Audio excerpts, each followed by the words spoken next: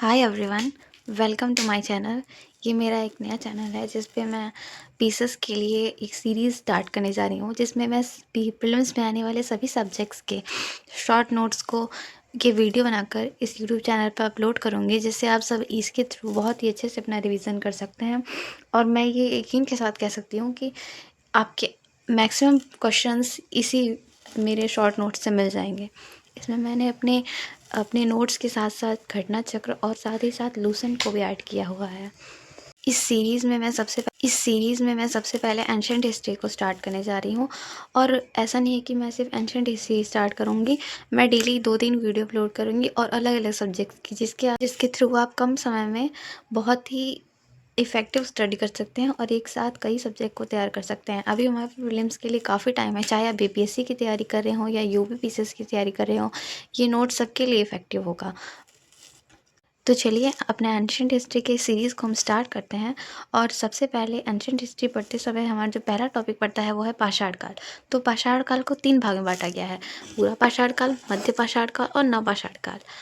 जब हम पूरा पाषाण काल की बात करते हैं तो इस 1863 में रॉबर्ट ब्रूसफोर्ड द्वारा पल्लवरम की खोज की गई थी। जो पल्लवरम कहाँ पड़ता है, तो ये है मद्रास में पड़ता है। और इसमें इन्होंने किसी की खोज की गई तो हस्तकुठार का इन्हें साक्ष्य मिला था। उसके बाद पूरा पाषाण काल से और रिलेटेड जो स्थल हैं उनको देख लेते हैं। तो भीमबेटका से हमें चित्रकारी के साक्ष्य मिले हैं, ये सबसे इम्पॉर्टेंट है।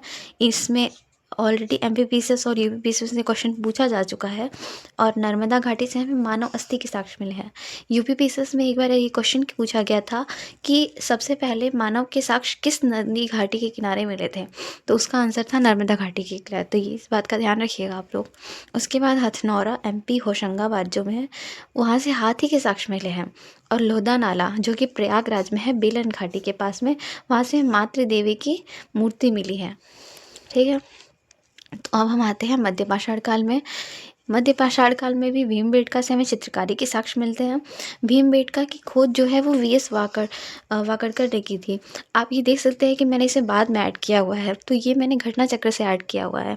घटना चक्र में मुझे ऐसे पॉइंट्स लग रहे थे जो कि मेरे नोट्स में नहीं थे, और मुझे ऐसे लग रहा था कि वो क्वेश्चन रिपीट कर सकते हैं, तो वो मैंने नोट्स में ऐड कर लिए हुए हैं। फिर हम देखते हैं आदमगढ़ से हमें पशुपालन के साक्ष्य मिलते हैं और बागौर से पशुपालन के साक्ष्य मिलते हैं। और ये क्वेश्चन पूछा जा चुका है कि हमें पशुपालन के साक्ष्य कौन से 2 स्थल से प्राप्त होते हैं, तो ये आदमगढ़ और बागौर है। तो इसे आप इन दोनों को आप ध्यान रखिएगा। इसके बाद हम देख लेते हैं बागौर से हमें युवती के कंकाल भी मिले हैं। उसके बाद आता है बहाही को, जो कि मिर्ज़ापुर में है। यहाँ से हमें 20 साल की युवती के कंकाल मिले हैं। ठीक है, फिर उसके बाद आता है सरायनाहार प्रतापगढ़। यहाँ से हमें हड्डियों के साक्ष्य मिले हैं, पशुओं की हड्डियों के साक्ष्य। उसके बाद महदाह है यहाँ पे, जो कि प्रतापगढ़ में ही है। यहाँ से हमें, ठीक है, बूचड़ खाना से हमें बोन्स के मतलब हड्डियों के आभूषण के साक्ष्य मिले हैं। और दमदमा से हमें 41 मानव कंकाल के साक्ष्य मिलते हैं। ठीक है, तो अब आते हैं नवपाषाण काल पे।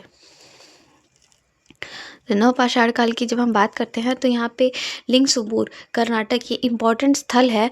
ये पूछा जा चुका है कि नवपाषाण काल से संबंधित कौन सा स्थल है। 4 ऑप्शन थे जिसमें ये लिंगसुबूर सही जवाब था। ठीक है, तो और इसमें देखें तो संगन कल्लू है, यहाँ से राख का टीला मिला है, ये भी पूछा जा चुका है यूपीपीसीएस में। बुरजहोम से गर्तवास के साक्ष्य मिले हैं, ये बीपीएससी में ये क्वेश्चन आ चुका है। और उसके बाद मानव उक्ता, यहाँ पे दोनों के साथ में दफन के साक्ष्य मिले हैं। लौरा देर जो कि संत कबीर नगर में है, यहाँ से खेती के साक्ष्य मिले हैं। और ये कितना पुराना है, तो 9000 ईसा पूर्व ये पुराना है। उसके बाद आता है मेहरगढ़।